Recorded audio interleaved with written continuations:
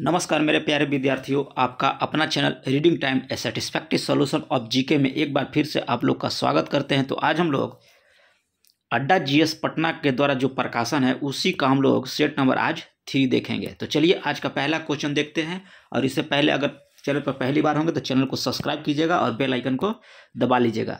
Set number 1 और set number 2 जो है आपका प्ले लिस्ट में दिया हुआ है, आप लोग वहाँ से रिविजन कर सकते हैं। तो चलिए आज का पहला क्वेश्चन इसमें देख रहे हैं। आज का इसमें पहला क्वेश्चन बोल रहा है आपको कि भारत में चुनाव सुधार के संदर्भ में, क्वेश्चन कह रहा है पहला नंबर कि भारत में चुनाव सुधारों के संदर्भ में वीपी पैट का अर्थ क्या होता है। तो इसका मतलब होता है voter verifiable paper audit trailer होता है। क्या होता है? Voter verifiable paper audit trailer होता है। नेक्स्ट क्वेश्चन इसमें है 2 नंबर क्वेश्चन कर रहा है कि राष्ट्रीय मानव अधिकार आयोग के प्रथम अध्यक्ष कौन थे। तो राष्ट्रीय मानव अधिकार आयोग के प्रथम अध्यक्ष आपके हो जाएंगे न्यायमूर्ति रंगनाथ मिश्र। कौन हो जाएंगे? न्यायमूर्ति रंगनाथ मिश्रा जो हो जाएंगे इसके राष्ट्रीय मानव अधिकार के प्रथम अध्यक्ष हो जाएंगे। अब इस आयोग का गठन याद रखिएगा, ये हुआ था 12 अक्टूबर 1993 ईस्वी को। कब हुआ था? 12 अक्टूबर 1993 ईस्वी को। और अंतर्राष्ट्रीय मानव अधिकार दिवस याद रखिएगा कि ये मनाया जाता है आपको 10 दिसंबर को। कब मनाया जाता है? 10 दिसंबर को हर एक साल जो है आपका अंतर्राष्ट्रीय मानव अधिकार जो है दिवस मनाया जाता है। इसके अध्यक्ष और सदस्यों का कार्यकाल कितने दिन का होता है? तो इसके अध्यक्ष का होता है या सदस्यों का कार्यकाल 3 वर्ष या 70 साल, चाहे तो 3 वर्ष हो जाना चाहिए या 70 वर्ष उनका पूर्व हो जाना चाहिए। जो भी पहले होगा वो राष्ट्रीय मानव अधिकार आयोग का क्या बोलते हैं कार्यकाल होगा। नेक्स्ट क्वेश्चन है कि भारत में केंद्रीय सतर्कता आयुक्त का मुख्य कार्य क्या है। तो केंद्रीय सतर्कता आयुक्त का मुख्य कार्य होता है देश के जांच अभिकरणों पर निगरानी रखना होता है। देश में जो भी जांच होती है उसका अभिकरणों पर निगरानी रखना होता है। केंद्रीय सतर्कता आयुक्त का मुख्य कार्य यही होता है। अब इस समिति की जो स्थापना किया गया था 1964 ईस्वी में किया गया था। किसकी? केंद्रीय सतर्कता आयुक्त की स्थापना जो 1964 ईस्वी में किया गया था संथानम समिति के सिफारिश के आधार पर। कब? संथानम समिति की सिफारिश के आधार पर। अब इस केंद्रीय सतर्कता आयुक्त का जो कार्यकाल होता है वह 4 वर्ष 4 साल या 65 वर्ष, जो भी दोनों में से पहले पूरा होगा वही जो है केंद्रीय सतर्कता आयुक्त का कार्यकाल होगा। नेक्स्ट क्वेश्चन इसमें है 4 नंबर में कह रहा है कि निम्नलिखित में से किस राज्य में पंचायती राज व्यवस्था नहीं है। तो पंचायती राज व्यवस्था पर जितना भी इम्पोर्टेंट फैक्ट यानी क्वेश्चन बनता है वो आपको शॉर्ट वीडियो के माध्यम से प्रोवाइड कर दिया गया है, आप वहां से जाके देख सकते हैं। लेकिन फिलहाल इसका आंसर देखिए कि भारत में निम्नलिखित में से किस राज्य में पंचायती राज व्यवस्था नहीं है। तो नागालैंड में जो आपका है पंचायती राज व्यवस्था नहीं है। नेक्स्ट क्वेश्चन इसमें कह रहा है 5 नंबर में क्वेश्चन हम लोग कह रहा है कि राष्ट्रीय आपात के दौरान भी भारतीय संविधान के निम्नलिखित में से कौन से अनुच्छेद जो है पद अधिकारियों का प्रवर्ती कराने के लिए न्यायालय में समावेदन करने के अधिकार को निलंबित नहीं किया जा सकता। तो ये अनुच्छेद 20 और 21 जो है आपको निलंबित नहीं किया जा सकता। 20 अनुच्छेद में क्या है? अनुच्छेद 20 आपका कहता है कि इस अपराधों के लिए दोष सिद्ध के संबंध में संरक्षण। अनुच्छेद 20 जो है आपका ये कहता है कि अपराधों के संबंध में दोष सिद्ध के संबंध में संरक्षण कहता है। और अनुच्छेद 21 जो है जीवन और व्यक्तिगत स्वतंत्रता का अधिकार दिया है अनुच्छेद 21 में। तो ऑप्शन हम लोग का हो जाएगा ये नंबर। नेक्स्ट क्वेश्चन कर रहा है कि संविधान का 103वां संशोधन किससे संबंधित है।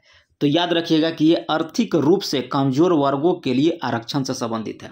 103वां संविधान संशोधन जो है आर्थिक रूप से कमजोर वर्ग के आरक्षण से है। ठीक है, जो मतलब जनरल कैटेगरी में आते हैं, जनरल कैटेगरी में जो आते हैं जो आर्थिक रूप से कमजोर हैं उनके लिए 103वां संविधान संशोधन का प्रावधान किया गया था। कब हुआ था ये? तो 2019 में यह किया गया था। ठीक है, और इसमें आरक्षण जो है 10% दिया गया है। सवर्णों को जो आरक्षण 10% दिया गया है। नेक्स्ट क्वेश्चन है 7 नंबर 7 में हम लोग कह रहा है कि किस अधिनियम के द्वारा ब्रिटिश संसद ने चाय और चीन के साथ व्यापार छोड़कर ईस्ट इंडिया कंपनी के भारत के साथ व्यापार एकाधिकार जो है समाप्त कर दिया गया था। तो ये समाप्त कर दिया गया था आपको 1813 ईस्वी के चार्टर अधिनियम के द्वारा जो है यह समाप्त कर दिया गया था। ये लॉर्ड हेस्टिंग्स के शासनकाल में हुआ था। ये भी आप याद रखिए, ये अधिनियम 1813 जो है लॉर्ड हेस्टिंग्स के शासनकाल में हुआ था। नेक्स्ट है संविधान सभा के प्रथम मनोनीत उपाध्यक्ष या सभापति जो होता है वो कौन थे? तो संविधान सभा के प्रथम कह रहा है, तो इसमें आप याद रखिएगा कि फ्रैंक एंथोनी थे। कौन थे? फ्रैंक एंथोनी थे। नेक्स्ट क्वेश्चन है कि भारतीय संविधान का कौन सा अनुच्छेद जो है राष्ट्रपति को उच्चतम न्यायालय से परामर्श लेने के लिए शक्ति प्रदान करता है? तो राष्ट्रपति जो है ये किस अनुच्छेद के तहत परामर्श लेगा? तो अनुच्छेद 143 के तहत लेगा। राष्ट्रपति का पद किस में है? तो अनुच्छेद 52 में है। अनुच्छेद 52 आपका कहता है राष्ट्रपति का। अनुच्छेद 53 जो है आपका संघ की कार्यपालिका शक्ति राष्ट्रपति में निहित होगी, अनुच्छेद 53 में होता है। और अनुच्छेद 54 आपका है कि राष्ट्रपति का निर्वाचन, अनुच्छेद 54 आपका हो गया राष्ट्रपति का निर्वाचन। अनुच्छेद 60 आपका होता है शपथ, और अनुच्छेद 61 होता है आपका महाभियोग। ये राष्ट्रपति से था। नेक्स्ट क्वेश्चन इसमें कह रहा है कि कौन सा सुमेलित नहीं है? एक तरफ दिया है नहर परियोजना और दूसरी तरफ दिया है उसका अवस्थित कहाँ वह है। तो इसमें दिया है घाटप्रभा नहर परियोजना जो है ये कर्नाटक में है, बिल्कुल सही है। उकाई परियोजना तप्ती नदी पर है, गुजरात में स्थित है। घाटप्रभा नहर परियोजना जो है घाटप्रभा नदी पर है, कर्नाटक में। उकाई परियोजना तप्ती नदी पर, गुजरात में। और नीरा नहर परियोजना आपका महाराष्ट्र में हो जाएगा। और जवाई नहर परियोजना जो है आपका तमिलनाडु में नहीं, यह राजस्थान में है। कहाँ है? राजस्थान में। तो ऑप्शन हो जाएगा हम लोग का डी नंबर। नेक्स्ट क्वेश्चन इसमें है 11 नंबर में। 11 नंबर क्वेश्चन हम लोग का कह रहा है कि डोवर जल संधि निम्न में से किसको जोड़ती है? तो डोवर जल संधि याद रखिए कि इंग्लिश चैनल को और उत्तरी सागर को जो है डोवर जल संधि जोड़ती है। नेक्स्ट क्वेश्चन है इसमें कि पूर्वी घाट पर्वत पर स्थित मलायगिरी पर्वत निम्नलिखित में से किस राज्य में अवस्थित है? तो मलायगिरी पर्वत जो है ये आपका उड़ीसा में स्थित है। कहाँ है? उड़ीसा में है। और सबसे प्रमुख पर्वत आपका याद रखिए कि महेंद्रगिरी है। सबसे प्रमुख पूछेगा तो महेंद्रगिरी है। और उड़ीसा की राजधानी कहाँ है? भुवनेश्वर है। और भारत का सबसे लंबा बांध कौन सा है? तो हीराकुंड बांध जो है महानदी पर स्थित है। और उड़ीसा के चांदीपुर जिले में बलासोर प्रक्षेप शास्त्र परीक्षण केंद्र भी है, आप ये भी याद रखिएगा। नेक्स्ट क्वेश्चन है कि किसी भारतीय राज्य की विधान परिषद की कुल सदस्यों की अधिकतम सीमा कितनी होनी चाहिए? क्वेश्चन कर रहा है कि किसी भारतीय राज्य की विधान परिषद की कुल सदस्यों की अधिकतम सीमा कितनी होनी चाहिए? तो ये आपका होता है विधानसभा की कुल सदस्यों का 1/3 होता है। और विधान परिषद की रचना किस में है? तो वो आप याद रखिएगा कि अनुच्छेद 171 में आपका है विधान परिषद की संरचना। नेक्स्ट क्वेश्चन है 14 नंबर का रहा है इसमें कि आमतौर पर किस मृदा को स्वतः जुताई मृदा भी कहा जाता है?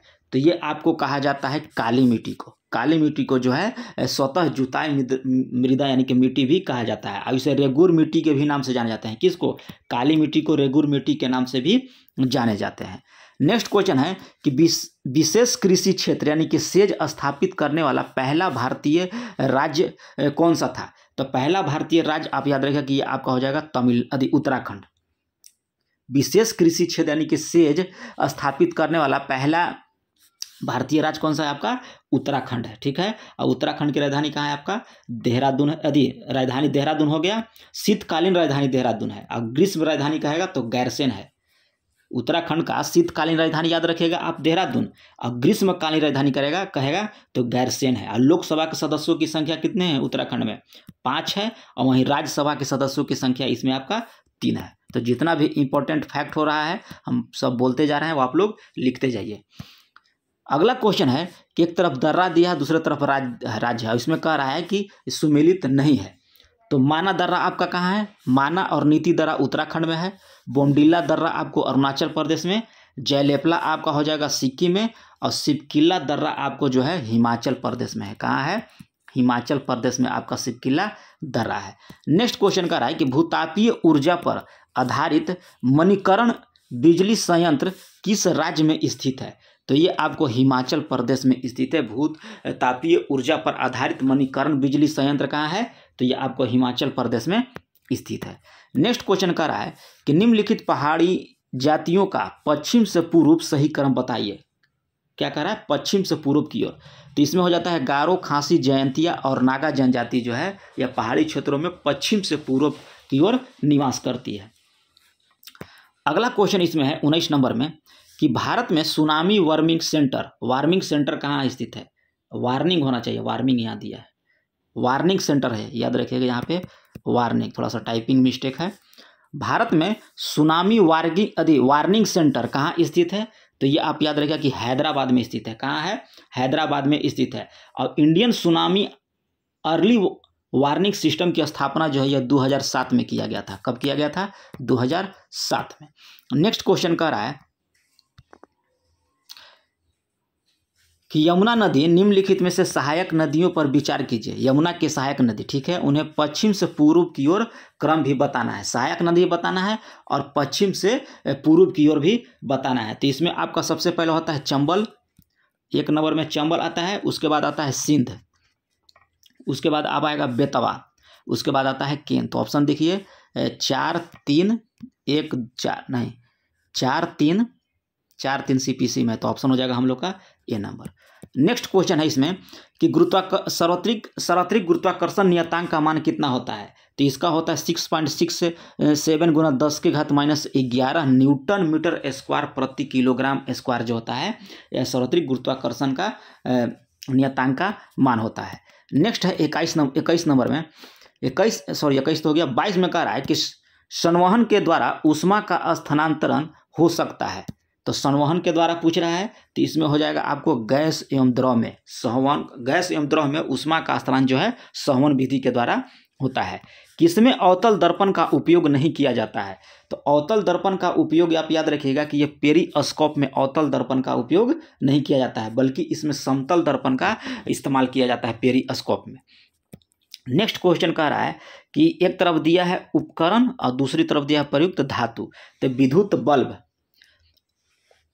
अब कह रहा है कि इसमें कि सदस्य सही नहीं है। तो विद्युत बल्ब इसमें टंगस्टन होता है, हीटर में आपको नाइक्रोम प्रयोग किया जाता है, CFL और ट्यूबलाइट में आपको पारा और फास्फोरस प्रयोग किया जाता है। और इमर्शन रॉड में आप याद रखिएगा कि पारा नहीं बल्कि इसमें नाइक्रोम के तार का प्रयोग किया जाता है। इमर्शन रॉड में क्या किया जाता है? नाइक्रोम के तार का प्रयोग किया जाता है। नेक्स्ट क्वेश्चन कह रहा है कि कौन सा कथन कह रहा है कि इसमें सही है? तो पहला कथन इसमें कह रहा है आपका कि चुंबकीय क्षेत्र में किसी धारावाही चालक पर लगने वाले बल की दिशा को फ्लेमिंग के वामहस्त नियम से जाना जाता है। बिल्कुल सही कह रहा है कि चुंबकीय क्षेत्र में किसी धारावाही चालक पर लगने वाला बल जो है बल की दिशा को फ्लेमिंग के वामहस्त नियम से जाना जाता है। दूसरा कथन कह रहा है कि विद्युत सामर्थ्य पर मात्रक वाट या जूल प्रति सेकेंड होता है। तो ऑप्शन हो जाएगा हम लोग का दोनों राइट है इसका कथन। नेक्स्ट क्वेश्चन है कि ऊर्ध्वपातन विधि का अनुप्रयोग किया जाता है। तो ऊर्ध्वपातन विधि का अनुप्रयोग जो है आपका किया जाता है इसमें नमक और अमोनिया क्लोराइड के मिश्रण को पृथक करने हेतु और आयोडीन और पोटेशियम क्लोराइड के मिश्रण से आयोडीन अलग करने हेतु। तो इसमें हो जाएगा ऑप्शन ए और बी दोनों। नेक्स्ट क्वेश्चन कह रहा है कि जल अपघटन में ऊर्जा किस रूप में उत्पन्न होती है? तो जल अपघटन में ऊर्जा जो है आपका ये होती है ऊष्मा के रूप में होती है। जल अपघटन में ऊर्जा जो है किस रूप में उत्पन्न होती है? तो ऊष्मा के रूप में उत्पन्न होती है। अगला क्वेश्चन कर रहा है कि धातुओं को उनकी अभिक्रियाशीलता के घटते क्रम में आप व्यवस्थित कीजिए। तो इसमें सबसे ज़्यादा होता है पोटेशियम का, उसके बाद सोडियम का, फिर कैल्शियम का और फिर उसके बाद मैग्नीशियम का। यानी कि सबसे यहाँ घटते क्रम का रहा तो सबसे अधिक आपका हो जाएगा पोटेशियम, उसके बाद उससे कम सोडियम, उससे कम कैल्शियम और सबसे कम मैग्नीशियम का होता है। तो ऑप्शन हो जाएगा हम लोग का ये नंबर। 29 नंबर का रहा है 29 में कि वनस्पति तेलों से घी बनाने के लिए प्रयुक्त होने वाली गैस कौन सी है? तो वनस्पति घी से पूछ रहा तो याद रखिएगा कि हाइड्रोजन। हरे फलों को कृत्रिम रूप से पकाने के लिए कैल्शियम कार्बाइड का प्रयोग किया जाता है क्योंकि यह उत्पन्न करता है। तो क्या उत्पन्न करता है? तो यह एसिटिलीन उत्पन्न करता है। हरे फलों को कृत्रिम रूप से पकाने के लिए कैल्शियम कार्बाइड का प्रयोग किया जाता है क्योंकि यह उत्पन्न करता है एसिटिलीन। अगला क्वेश्चन का रहा है 31 नंबर कि पादप कोशिका जंतु कोशिका से किस प्रकार भिन्न होता है? तो यह भिन्न होता है कोशिका भित्ति के द्वारा। पादप कोशिका जो है जंतु कोशिका से भिन्न होता है कोशिका भित्ति के द्वारा। नेक्स्ट क्वेश्चन का रहा है कि कौन सा एंजाइम जो है ग्लूकोज को इथेनॉल में परिवर्तित करने के लिए प्रेरित करता है। तो ये आपको प्रेरित करता है जाइमेज। जाइमेज जो है ग्लूकोज को इथेनॉल में परिवर्तित करने के लिए प्रेरित करता है। नेक्स्ट क्वेश्चन कर रहा है कि मानव शरीर में विटामिन ए संचित रहता है। तो ये आपको रहता है यकृत में। यकृत में जो है आपको विटामिन ए संचित रहता है। अब विटामिन ए का रासायनिक नाम होता है रेटिनॉल, आप ये भी याद रखिएगा। अब यकृत का अध्ययन कहलाता है हेपेटोलॉजी, ठीक है, यकृत का अध्ययन हेपेटोलॉजी। और यकृत का अन्य नाम किसको नाम से जानते हैं, जिगर और लीवर के नाम से भी जानते हैं। यकृत का वजन कितना होता है, 1.3 से लेकर 1.6 kg तक जो इसका वजन होता है। 34 नंबर क्वेश्चन कर रहा है कि किस सूक्ष्म जीव के द्वारा हेपेटाइटिस बी की बीमारी होती है। तो हेपेटाइटिस बी की बीमारी जो है आपका वायरस के द्वारा होता है। किसके द्वारा, वायरस के द्वारा। नेक्स्ट क्वेश्चन कर रहा है कि दृष्टि दोष मायोपिया वाला व्यक्ति देख सकता है। तो वो जो है नज़दीक स्थित वस्तु को स्पष्ट रूप से देख सकता है। दृष्टि दोष मायोपिया जो है वह किस रोग से भी पीड़ित है, तो नज़दीक स्थित वस्तुओं को स्पष्ट रूप से देख सकता है वो। अगला क्वेश्चन कर रहा है कि जलावादी निम्नलिखित में से किस जानवर का प्रमुख नस्ल है। तो यह बकरी का है। किसका है, बकरी का है। यह गुजरात राज्य में पाई जाती है। जलावादी जो है यह गुजरात राज्य में पाई जाती है। नेक्स्ट है कि मानव शरीर में पाई जाने वाली सबसे छोटी कोशिका कौन सी होती है। तो सबसे छोटी कोशिका सेरिबेलम के ग्रेन्यूल सेल की होती है, सबसे छोटी कोशिका।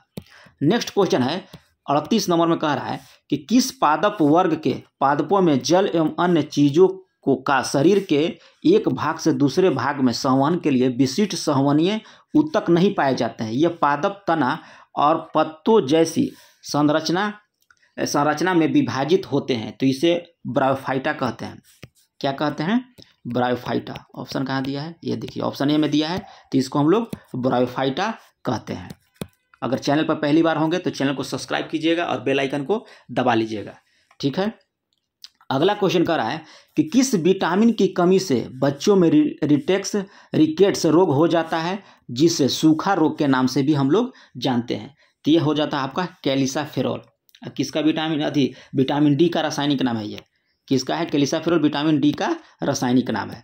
नेक्स्ट क्वेश्चन कर रहा है कि डाहिया निम्नलिखित में से किस राज्य की प्रमुख स्थानांतरित कृषि का नाम है। तो ये आपको मध्य प्रदेश का है। डाहिया जो है आपका मध्य प्रदेश का है। नेक्स्ट क्वेश्चन है यूरिया है एक। तो यूरिया आप याद रखिएगा कि यह नाइट्रोजन युक्त कार्बनिक यौगिक होता है। यूरिया जो है एक नाइट्रोजन युक्त कार्बनिक यौगिक होता है। नेक्स्ट है कि रोवर्स कप का संबंध किस खेल से था। तो रोवर्स कप का संबंध जो है आपको फुटबॉल खेल से है। किससे है, फुटबॉल से। अब प्रत्येक खिलाड़ी इसमें कितने होते हैं, तो 11 होते हैं। फुटबॉल में कितने खिलाड़ी होते हैं, तो 11 होते हैं। और इसका अवधि जो है आप 90 मिनट, यानी कि समय जो इसका है 90 मिनट का होता है फुटबॉल का। नेक्स्ट है कि प्रत्यक्ष यानी कि इलास्टिक ऊतक जो हड्डियों को एक साथ पकड़े रहते हैं उन्हें क्या कहते हैं।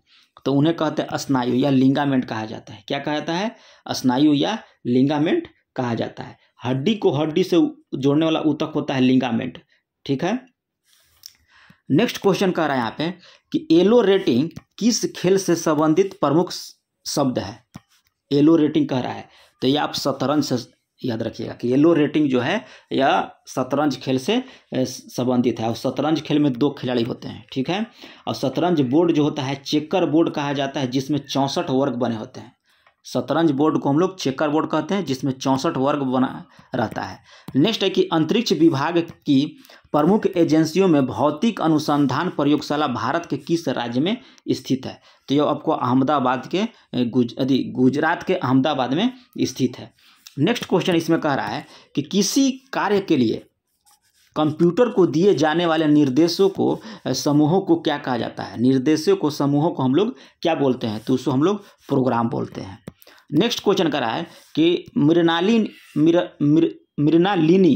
मृणालिनी साराभाई किस शास्त्रीय नृत्य से संबंधित हैं। तो ये आपको भारतनाट्यम से संबंधित है। अब भारतनाट्यम एकल स्त्री नृत्य होता है, इसमें सिर्फ एक लोग करता है भारतनाट्यम में। नेक्स्ट क्वेश्चन कह रहा है इसमें कि प्रत्येक वर्ष 11 फरवरी को समर्पण दिवस किस व्यक्ति के जयंती के रूप में मनाया जाता है।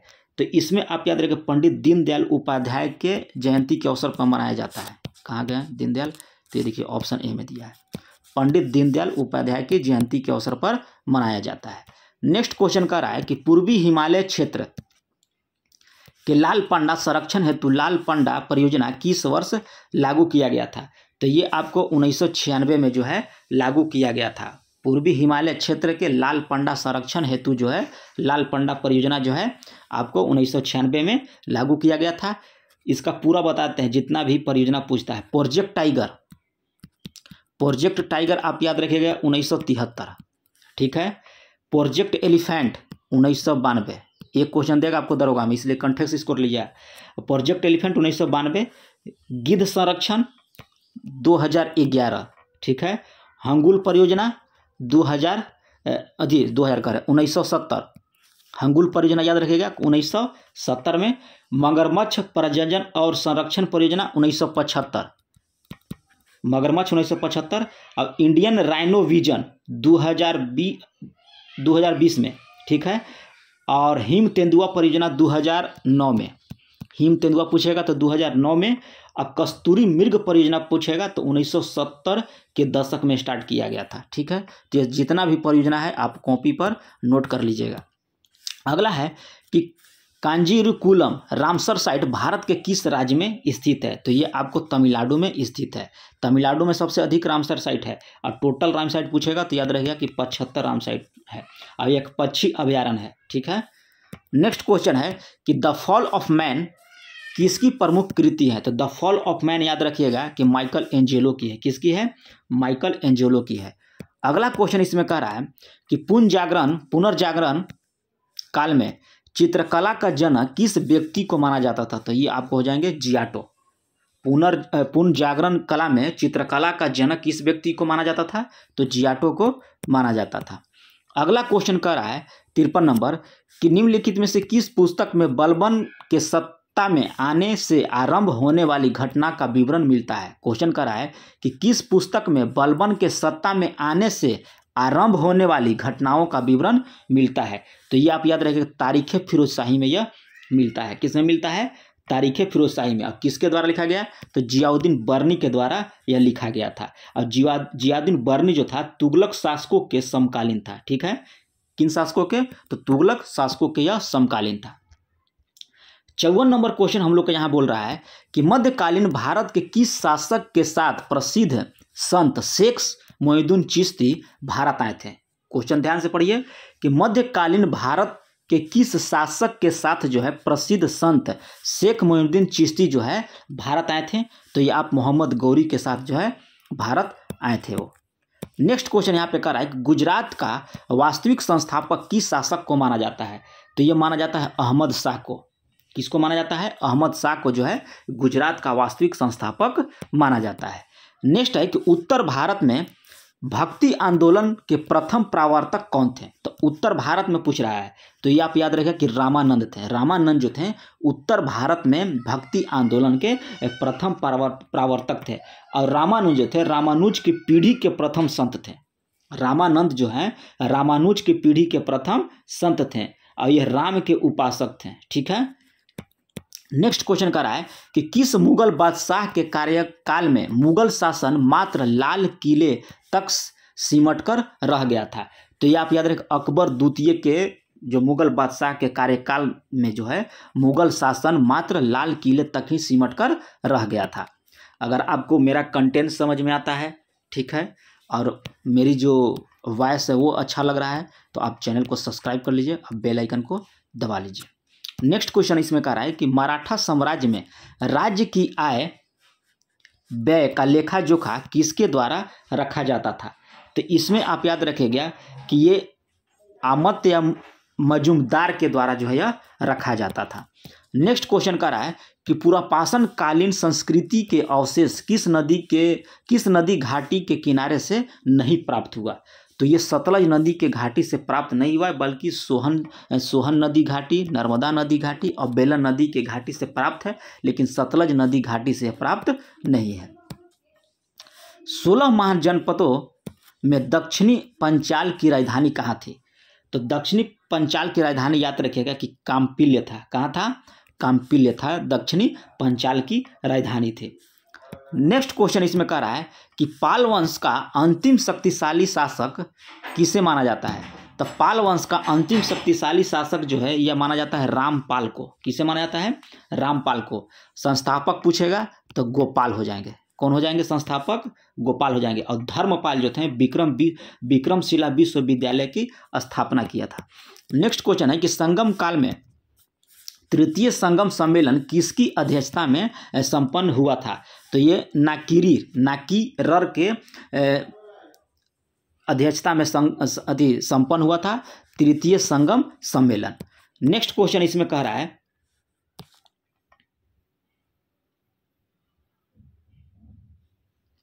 इसमें बता देते हैं आपको कि अगर फर्स्ट पूछेगा, ये तो तृतीय ना हो गया, तृतीय तो आपको हो गया नाकीरर। प्रथम पूछेगा तो अगस्ता ऋषि हैं। प्रथम सम्मेलन पूछेगा तो अगस्ता ऋषि, और द्वितीय भी पूछेगा तो आप याद रहेगा अगस्ता ऋषि।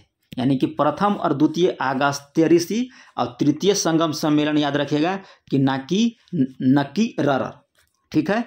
अगला क्वेश्चन है कि मेगास्थनीज ने हिंदू धर्म के किस देवता को हेरिक्लीज नाम से उल्लेखित किया था? तो ये आपको किया था कृष्ण को। किसको किया था? कृष्ण ने। यदि कृष्ण को जो है यह हेराक्लीज नाम से उल्लेखित किया था। नेक्स्ट क्वेश्चन है कि ब्रिटिश कालीन संगठन आयोग समितियां और कौन सा मिलान सुमेलित नहीं है? तो इसमें कह रहा है आपको 64 नंबर में कि एक तरफ दिया है आयोग और उसके तरफ दिया आपको गवर्नर। तो इसमें दूरभक्ष आयोग जो है यह लॉर्ड एलिंगन के शासनकाल में हुआ था। विश्वविद्यालय आयोग जो है लॉर्ड कर्जन के शासनकाल में, और सार्जेंट आयोग जो है लॉर्ड बेवेल के शासनकाल में, और बटलर आयोग जो है आपको जेम्स फोर्ड के शासनकाल में नहीं हुआ था, बल्कि ये हुआ था आपको हरकोट बटलर, ध्यान में नहीं था, हाँ, हरकोट बटलर के शासनकाल में हुआ था 1927 ईस्वी में। डेट भी याद रखिएगा, सन 1927 ईस्वी में हुआ था। अब बटलर समिति 1929 ईस्वी में अपनी रिपोर्ट प्रस्तुत की थी। स्थापना तो 1927 ईस्वी में हुआ, लेकिन इसका रिपोर्ट जो है 1929 ईस्वी में यह प्रकाशन किया था। अगला है कि राजा राममोहन राय को राजा की उपाधि किसके द्वारा दिया गया था? तो ये आपको दिया गया था अकबर द्वितीय के द्वारा। सामाजिक सुधार अधिनियम के अंतर्गत हिंदू विधवा पुनर्विवाह अधिनियम लॉर्ड कैनिंग के द्वारा किस वर्ष लाया गया था? तो यह 1856 ईस्वी में लाया गया था। नेक्स्ट क्वेश्चन का रहा है कि हिंदी का प्रथम समाचार पत्र उदंत मार्तंड के संस्थापक कौन थे? तो ये आपको हो जाएंगे जुगल किशोर शुक्ला जो थे उदंत मार्तंड के संस्थापक थे। अगला क्वेश्चन कर रहा है कि कांग्रेस के किस अधिवेशन में सदस्यों को खादी वस्त्र पहनना अनिवार्य कर दिया था?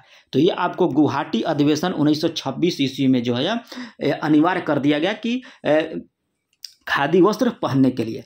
अगला क्वेश्चन कर रहा है कि निम्नलिखित में से किस व्यक्ति ने लखनऊ समझौता का विरोध किया था? तो लखनऊ समझौता का विरोध जो है मदन मोहन मौलवी के द्वारा किया गया था 1916 में। आपको याद रखिए कि लखनऊ समझौता हुआ था। अध्यक्षता अंबिका चरण मजमूदार थे और यह 31वां अधिवेशन था। ठीक है।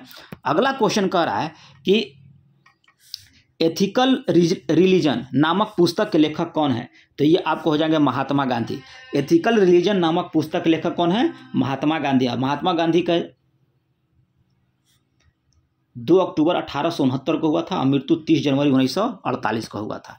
नेक्स्ट है कि गांधी इरविन समझौता किस वर्ष संपन्न हुआ था? तो गांधी इरविन समझौता जो है 5 मार्च 1931 को यह संपन्न हुआ था। अब इसे दिल्ली समझौता के नाम से भी जानते हैं। अगला है कि इसमें दिया है कि कौन सा कथन सही है। ठीक है। तो इसमें बोल रहा है कथन 1 में, कथन 1 कह रहा है कि दयानंद सरस्वती ने सत्यार्थ प्रकाश की रचना हिंदी भाषा में किया था। ठीक है। फिर कह रहा है कि ज्ञान योग, कर्मयोग और राजयोग नामक पुस्तक के लेखक स्वामी विवेकानंद है। तो इसमें हो जाएगा उपर्युक्त दोनों सही। दयानंद सरस्वती के द्वारा सत्यार्थ प्रकाश की रचना किया गया। ज्ञान योग, कर्मयोग और राजयोग नामक पुस्तक जो है यह स्वामी विवेकानंद के द्वारा लिखा गया। तो ऑप्शन हो जाएगा हम लोग का सी नंबर। नेक्स्ट है कि प्रार्थना समाज के संस्थापक कौन है? तो प्रार्थना समाज के संस्थापक आपका हो जाएगा महादेव गोविंद रनाडे थे। कौन थे? महादेव गोविंद रनाडे। कब? 1867 ईस्वी में, याद रखिएगा। नेक्स्ट है कि पागलपंथी विद्रोह किस क्षेत्र का है? तो ये आप याद रखिएगा कि असम का है। कब हुआ था? तो 1825 से 27 के बीच हुआ था। नेक्स्ट क्वेश्चन इसमें कह रहा है कि पाहुल प्रणाली की शुरुआत किस सिख गुरु के द्वारा किया गया था? तो पाहुल प्रणाली याद रखिएगा कि ये हो जाएगा आपको गुरु गोविंद सिंह के द्वारा। कब? अब सिखों के 10वें गुरु भी थे ये गुरु गोविंद सिंह। नेक्स्ट क्वेश्चन कह रहा है कि निम्नलिखित में से व्यापार की दृष्टि से व्यस्त महासागर कौन सा है? तो ये आपको हो जाएगा अटलांटिक महासागर व्यापार की दृष्टि से व्यस्त महासागर है। 77 नंबर क्वेश्चन कर रहा है कि कौन सा सर्वाधिक गहरा गर्त है? तो सर्वाधिक गहरा गर्त याद रखिएगा, मरियाना गर्त जो है सर्वाधिक गहरा गर्त है। यह प्रशांत महासागर में है। कहाँ है मरियाना गर्त? प्रशांत महासागर में स्थित है। अगला क्वेश्चन कर रहा है कि टुकुन नामक पक्षी कहाँ पाया जाता है? तो टुकुन नामक पक्षी जो है ये आपको पाया जाता है अमेजन बेसिन में पाया जाता है टुकुन नामक पक्षी। अगला है कि संप्राय मैदान का निर्माण किसके द्वारा होता है? तो संप्राय मैदान का निर्माण जो है ये आपका नदियों के अपरदन के फलस्वरूप होता है। नेक्स्ट क्वेश्चन कर रहा है कि सेल का कयांत्रिक रूप क्या है? तो सेल का कयांत्रिक रूप आपका हो जाएगा सलेट। दो विभिन्न समुदायों के बीच संक्रमण क्षेत्र क्या कहलाता है? तो दो विभिन्न समुदाय के बीच जो है संक्रमण क्षेत्र आपको कहलाता है इकोटोन कहलाता है। क्या कहलाता है? इकोटोन कहते हैं। जल्दपाला राष्ट्रीय उद्यान किस राज्य में है? तो ये आप याद रखें पश्चिम बंगाल में है। कहाँ है? पश्चिम बंगाल में है। और इसको अभयारण्य घोषित किया गया था 1941 ईस्वी में। नेक्स्ट क्वेश्चन है कि इटाई रोग प्रदूषण से होता है। किसके प्रदूषण से होता है? तो इटाई रोग आप याद रखिएगा कि ये कैडमियम के प्रदूषण से होता है।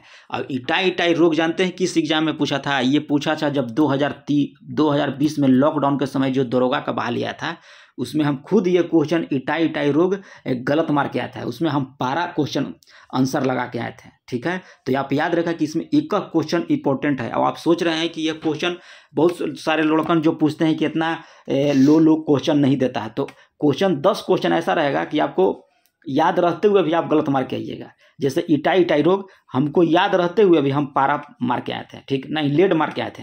और यहाँ कैडमियम इसका होता है कि इटाई रोग किसके प्रदूषण से होता है? तो कैडमियम के प्रदूषण से होता है। तो अगर चैनल पर पहली बार होंगे तो सब्सक्राइब कर लीजिएगा। टाइलर पुरस्कार किस क्षेत्र में दिया जाता है? तो टाइलर पुरस्कार जो है पर्यावरण के क्षेत्र में यह दिया जाता है। नेक्स्ट क्वेश्चन है कि निम्नलिखित में से कौन सा अप्रत्यक्ष कर का उदाहरण आपका नहीं है? तो अप्रत्यक्ष कर इसमें पूछ रहा है, तो आपको भू राजस्व कर जो है आपका अप्रत्यक्ष का उदाहरण नहीं है, बल्कि यह प्रत्यक्ष कर का उदाहरण है, भू राजस्व कर। और ज्ञान बिंदु यानी कि रोशन सर का जितना भी सेट वहाँ कोचिंग में हुआ है, किताब का नहीं, कोचिंग में जो ओरिजिनल सेट वहाँ चल रहा है, वो सारा वीडियो जो है हम आपको इस चैनल पर प्रोवाइड किए हैं। आप जाके प्ले लिस्ट में देखिएगा, आपको वहाँ सारा वीडियो मिल जाएगा। अगला कह रहा है कि निम्नलिखित में से किस पंचवर्षीय योजना का मुख्य उद्देश्य जो है गरीबी उन्मूलन तथा आत्मनिर्भर प्राप्त करना था? तो ये आपको 5वीं पंचवर्षीय योजना था, जिसमें गरीबी उन्मूलन और आत्मनिर्भर की प्राप्ति हुई थी। और 20 सूत्री कार्यक्रम भी याद रखिएगा कि 5वीं पंचवर्षीय योजना का ही देन है। नेक्स्ट है कि हाल ही में कहाँ के भद्रवाह राजमा और रामबान सुलाई शहद को GI टैग दिया गया है? तो ये आपको जम्मू कश्मीर में दिया गया है। जम्मू कश्मीर देखिए एप्पल में दिया है, यानी कि जम्मू कश्मीर में यह दिया गया है GI टैग।